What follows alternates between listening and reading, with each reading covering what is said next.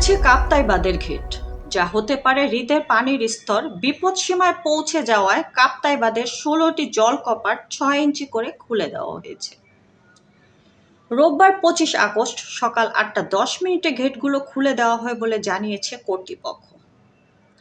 তবে জলকপাট খোলার বিষয়টি স্বাভাবিক এবং এতে আতঙ্কিত না হওয়ার পরামর্শ দিয়েছেন কাপ্তাই পানি বিদ্যুৎ কেন্দ্রের ব্যবস্থাপক এটিএম আব্দুজ্জাহের।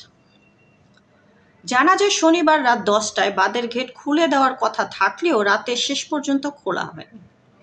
পরে রোববার সকাল ৭টায় কাপ্তাই হ্রদে পানির উচ্চতা ১০৮.২৭ MSL মিন সি লেভেল রেকর্ড করা হয়, যার ফলে বিপদসীমা অতিক্রম করার শঙ্কা তৈরি হয়। কাপ্তাই হ্রদের পানির ধারণ ক্ষমতা ১০৯ MSL।